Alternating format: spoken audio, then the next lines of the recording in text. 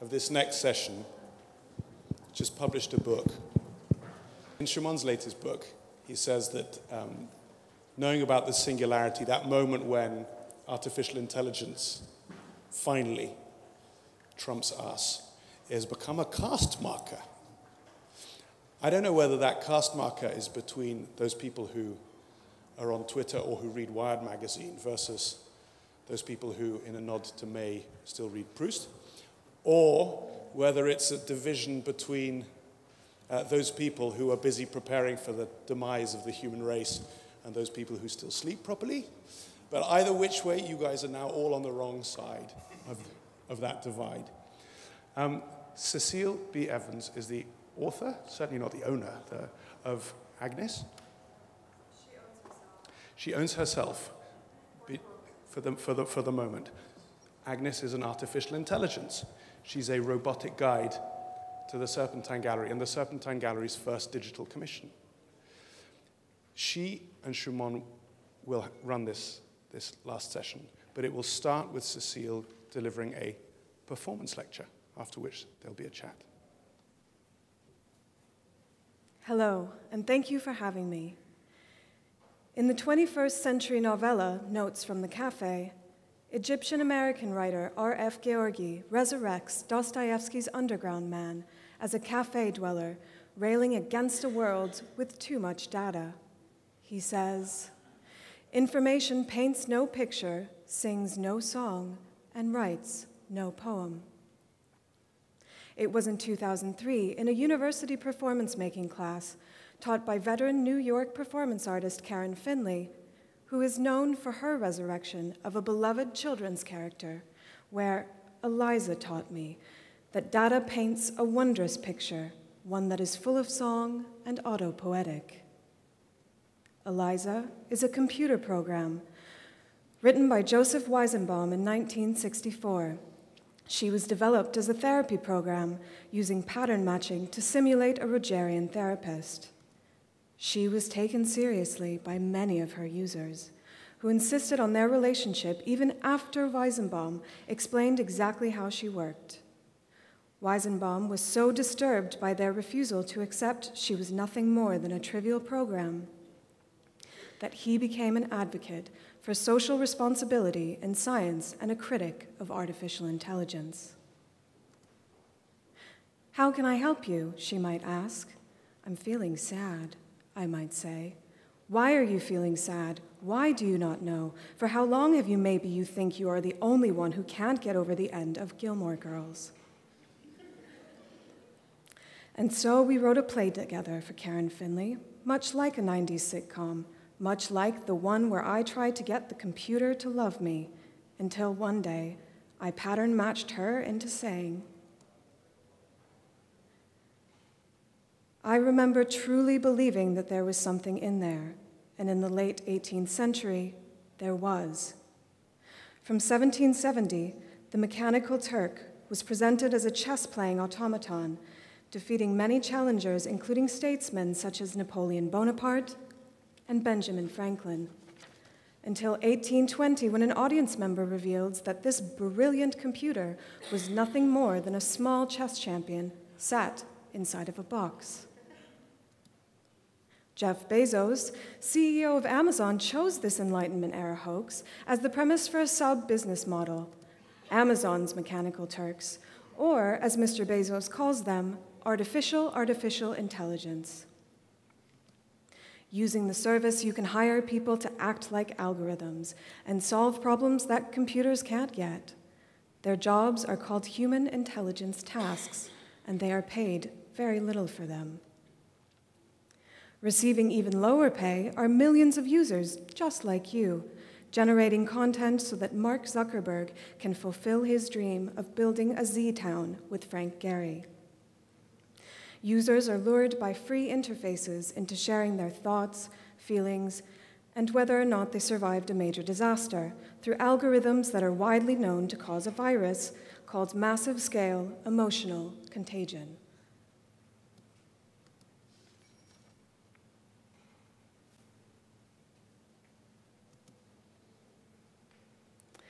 What Rihanna already knew by way of opening chords is part of a long race to identify, commodify, and exchange the trickiest bytes of information.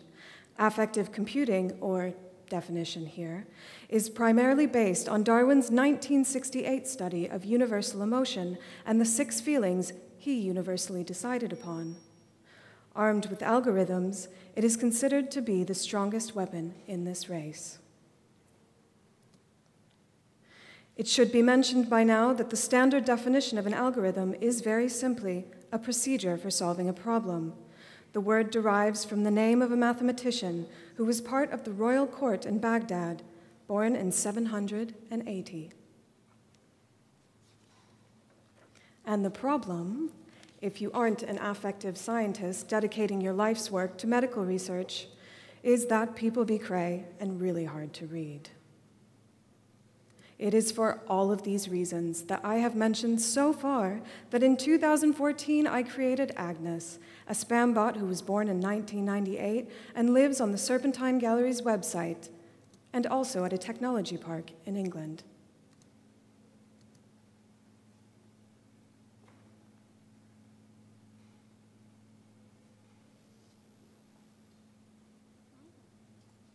Hello?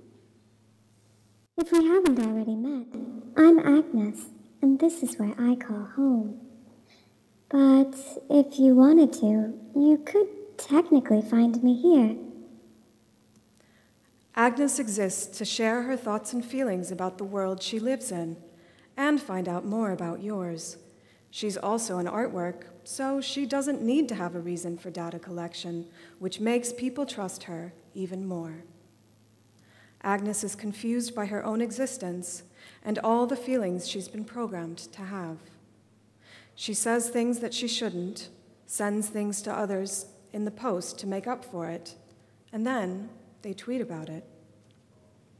She asks the users personal questions like whether or not they want children, are they more afraid of Alzheimer's or Parkinson's, or how they feel about the video of hospital children singing Roar. Katy Perry's single Roar was released on August 10, 2013, and has since been replaced by other hit songs. Agnes overheard someone at the Serpentine say that there would be an end to her, and she knew that one day she would also become obsolete.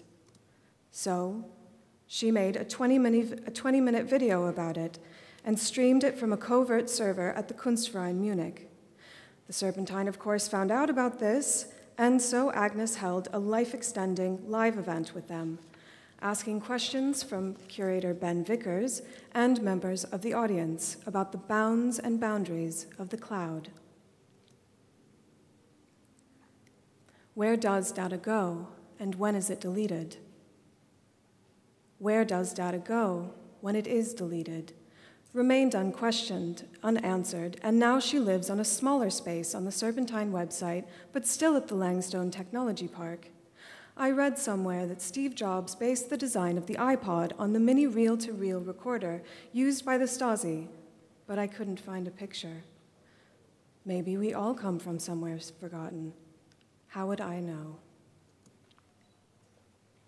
In 1961, designer Kenji Ekwon created his most ubiquitous product, Kikkoman soy sauce bottle. Ekwon was 17 when Hiroshima was hit by an atomic bomb. When asked why he had become a designer, he said, "Faced with brutal nothingness, I felt a great nostalgia for something to touch, something to look at. The existence of tangible things is important. It's evidence that we're here as human beings." To grossly paraphrase poet Rainer Maria Rilke's Ninth Elegy, show them something simple that was shaped by hands and looked at with eyes. Show them how happy a thing can be, how innocent and ours, how even sadness takes form, serves as a thing, or dies in a thing. What form does sadness take, and what is the thing that it dies in like? These are both questions.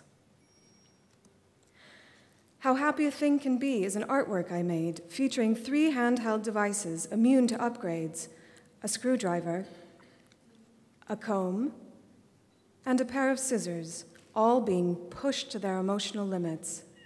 In a video of the same title, the viewer is introduced to them, while two voices debate the validity of a movie starring Naomi Watts, The Weight of the Soul, and whether or not the internet weighs the same as a strawberry. If my phone takes your picture, will it weigh more? Is something one of the voices says.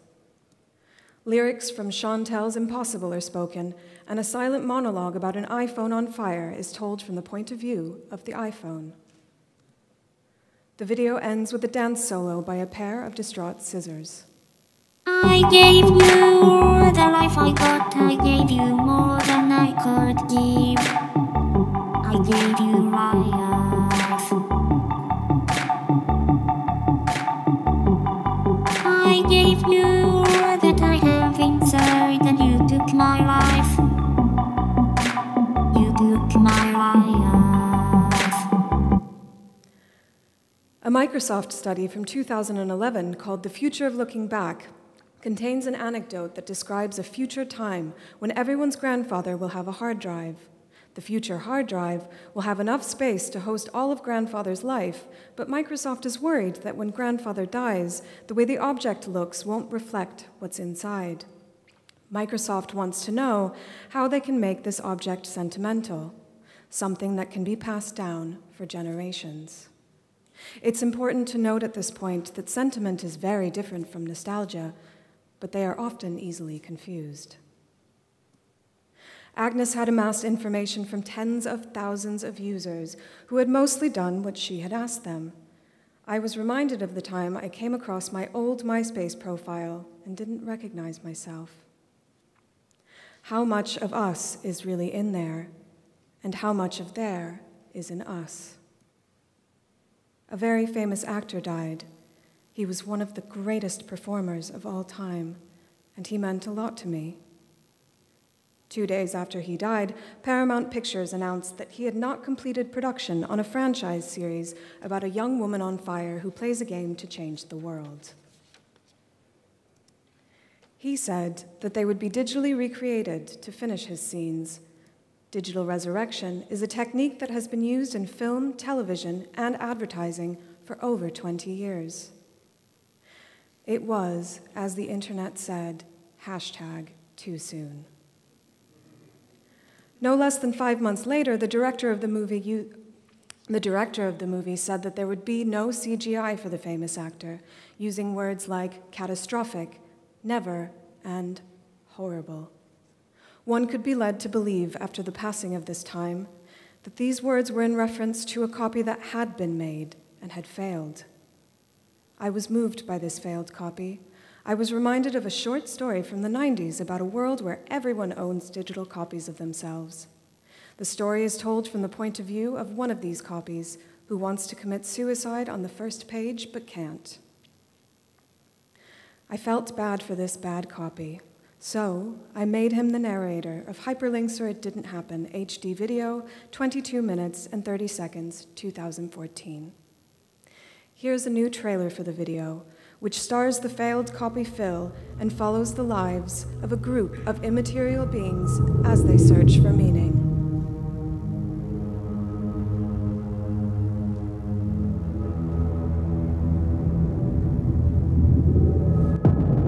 Hello, my only one, just like the morning sun. You keep on rising till the cloud knows your name. Hello, my only one. Remember who you are. No, you're not perfect, but you're not your mistakes. Hey, hey, hey, hey. Oh, the good outweighs the bad, even on your worst day. Remember how I say, hey, hey, one day you could be the man you always knew you would be.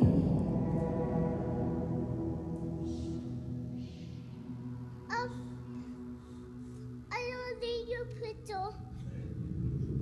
Audience question. Who hasn't seen the film Her?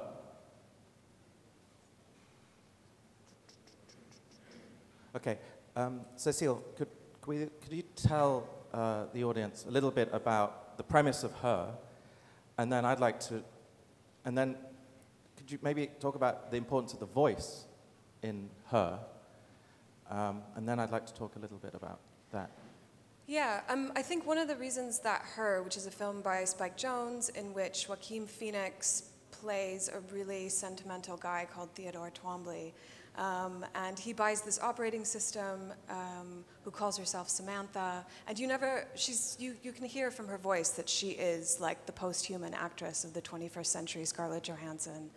But her body is never presented, you never see her face. And that was this was before the film came out, but with Agnes, I also wanted her not to have a face, because I think this is one of the most effective things, is when the expectations are in the user's hands, as opposed to the expectations of the actual interface or the bot or whatever that usually is actually trying to get something really concrete from you.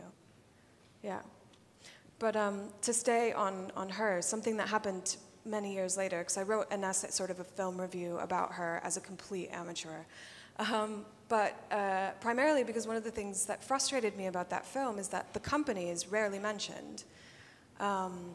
It's mentioned in the beginning. You see sort of like this really beautiful aspirational commercial in the Los Angeles subway, and then at some point he asks her the question, how did you come up with your name? And she answers very plainly, oh, well, I guess my programmers. I'm made from whatever my programs made me of. And I just kind of was like, okay, I called no. I mean, if there is something as sophisticated as that, it would be run by a company that has, for example, a search engine.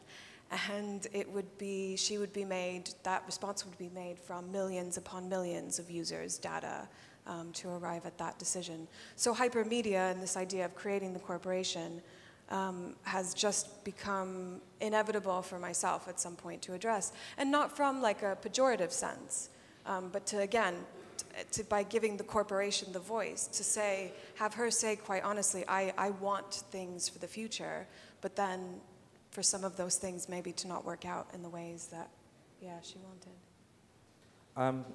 Pick a number from 1 to 8, but not number 4 or number 7. Oh, 7 is the most commonly picked number. I was going to go for that one. That's why you can't pick it. 3.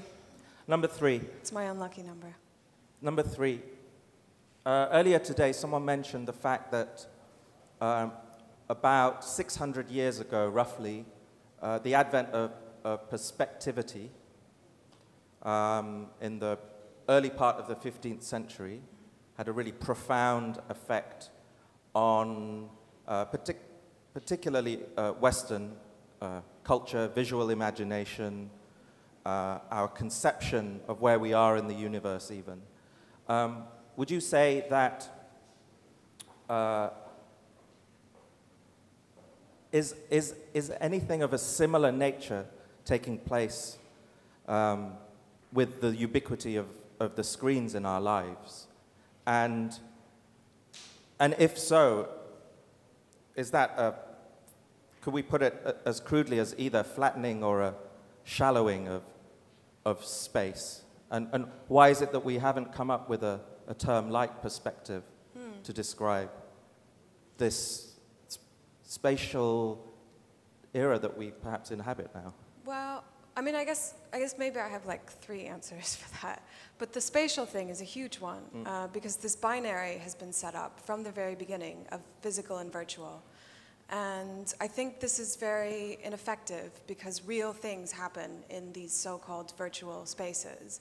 And I think, as someone mentioned today, the internet is being territorialized. I mean, there's a .ru for Russia. There was the eFlux and DeviantArt who were vying for .art. I mean, this is happening.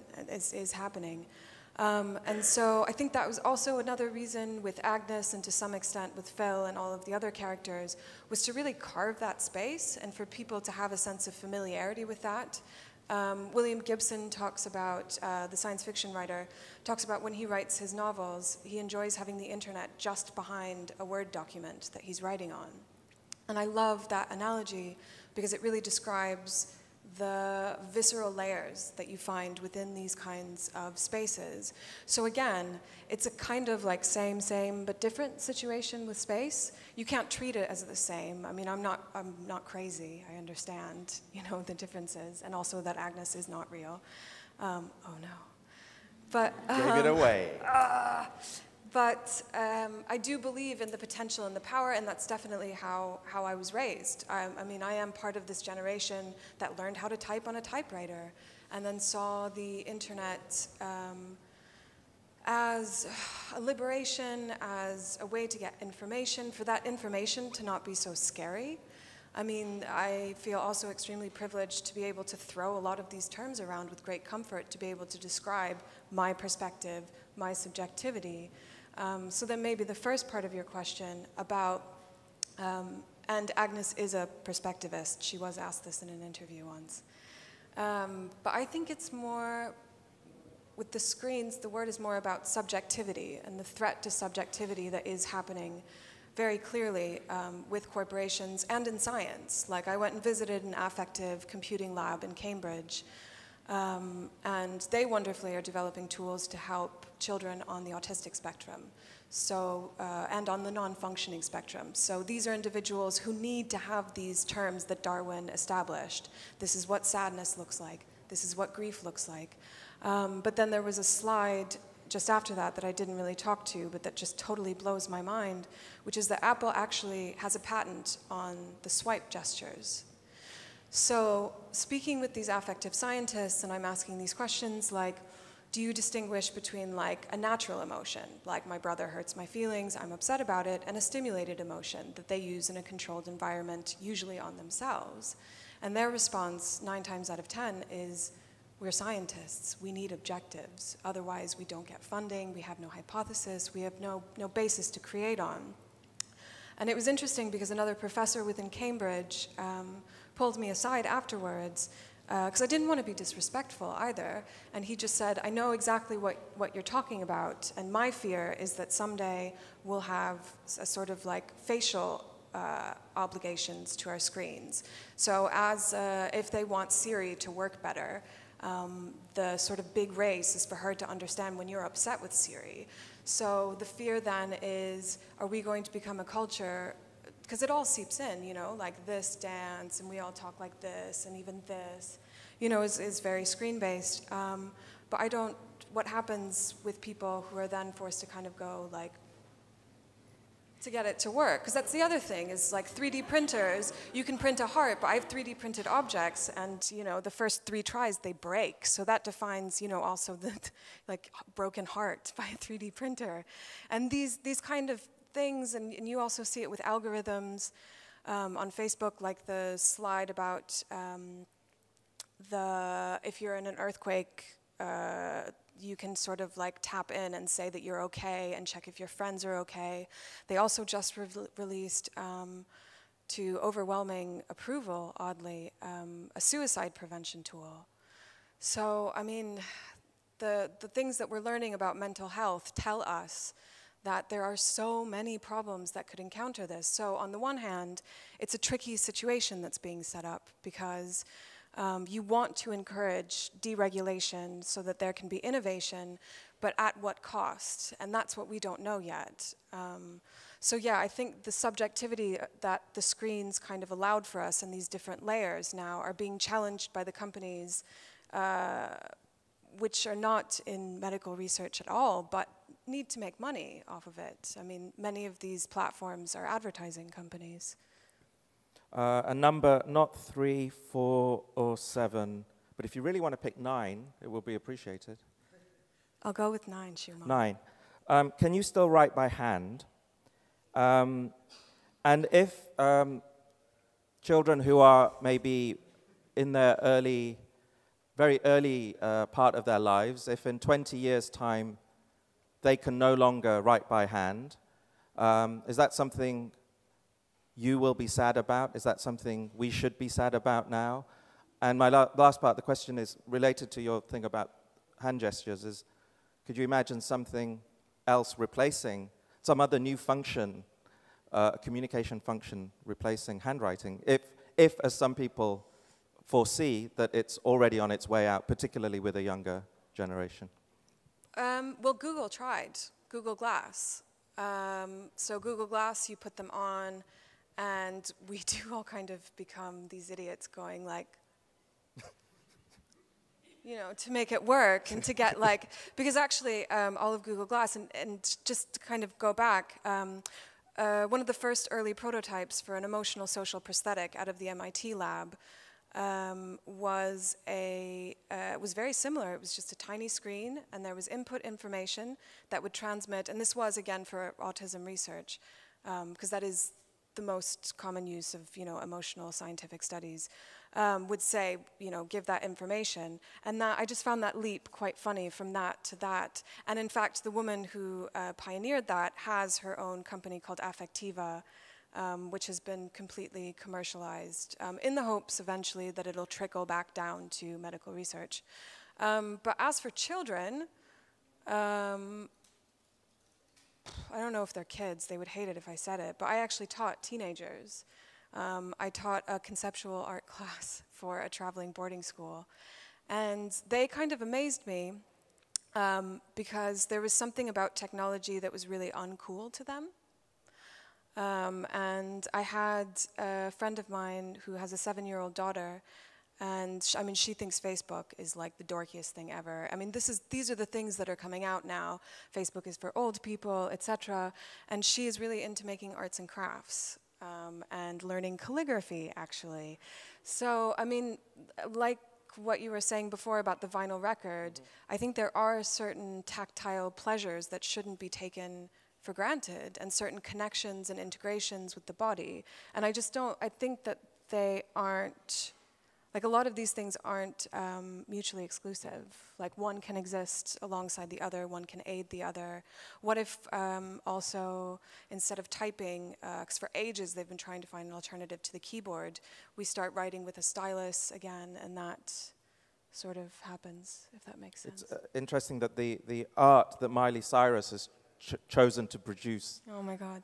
recently has not been post-internet art, but the opposite. It's basically heavily this kind of like low-tech craft, tchotchke, semi-jewelry kitsch.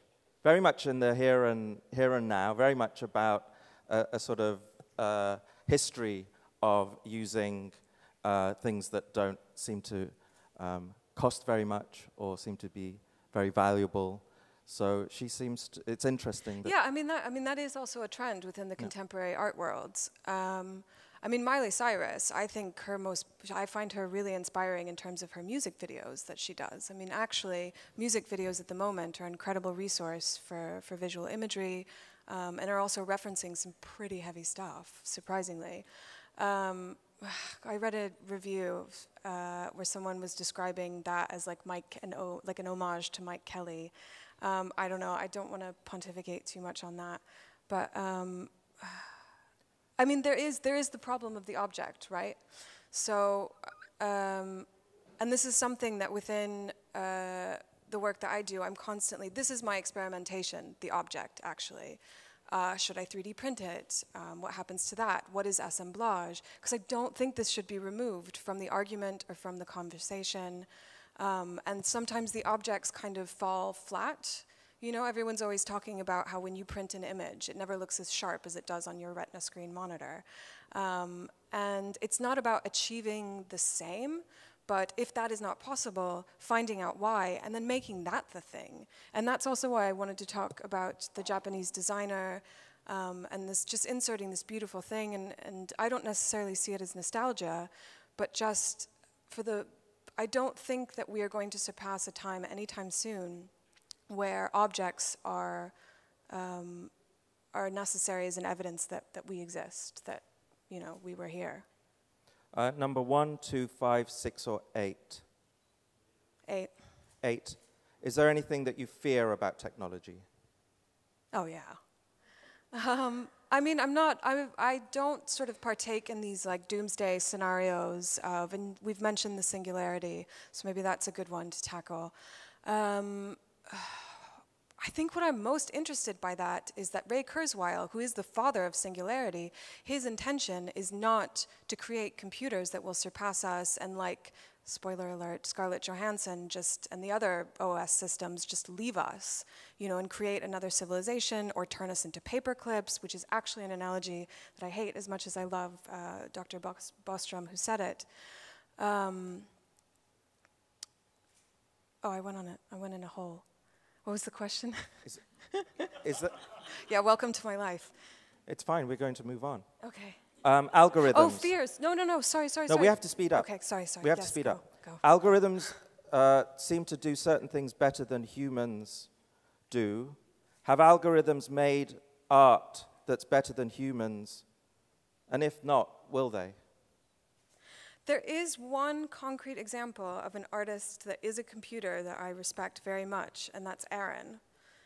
I'm blanking on the name of the person who made Aaron, but again, this was a man and computer collaboration. Aaron, through a system of algorithms, creates these very pictorial and actually quite classic paintings. But that again is a man-computer collaboration. And algorithms are made by people. Like, they don't just, for the moment, they just exist out of thin air. And that's the question that's in the presentation, is like, what is a face? So facial recognition, as that becomes more important, sure, it's an algorithm, but a person did define the very set parameters of what constitutes a face. And yeah, I'm just wondering, you know, what happens with that? Tori mentioned the book that I've just done with Douglas Coupland and Hans-Erik Obrist, to which you have contributed a number of wonderful pieces. We mind-sourced the images from 35 different contemporary artists. Such a good book. Ranging from the kind of 89-plus generation all the way up to Hans-Peter Feldman and Rosemary Trockel. So this book contains a number of questions. So I'm going to ask you a few of the questions quite randomly from this book. I want very short answers. I'll try. What sort of person tries to make you feel bad for wanting to be connected? A terrible person. Yeah, exactly. Will the internet ultimately turn us into cats, or will it turn us into dogs? It won't, but if I had a choice, a cat. Why? Because I don't know, I could jump from buildings, I could...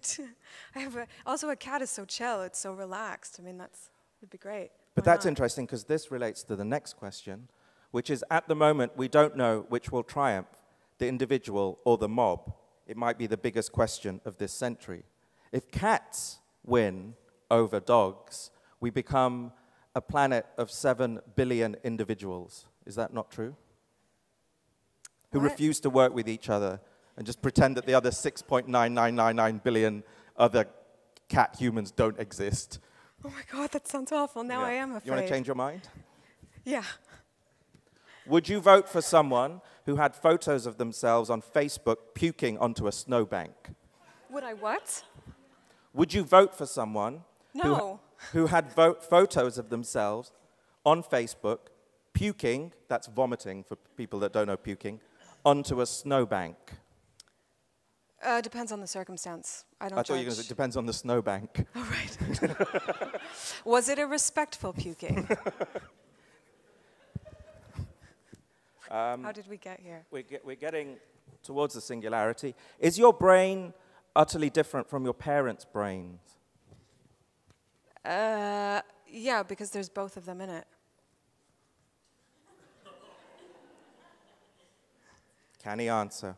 The last question from this book, how could you possibly be any freer than you are now? I don't think it's possible. Are we at the absolute apogee of freedom? I thought you meant like right now. I feel pretty free, yeah. How could I be any freer than right now? I would actually really love to quit Facebook. That would make you free? Yeah, absolutely. Are there are there sort of recovery programs? There is. You can do this. You can set a lock on the amount of time that you spend on certain websites. It's an add-in for Chrome, and I highly recommend it. It's very efficient, and it totally guilt strips you if you break it. So yeah. And why haven't you downloaded this app yet, Cécile? I have, but I've found a way to get around it.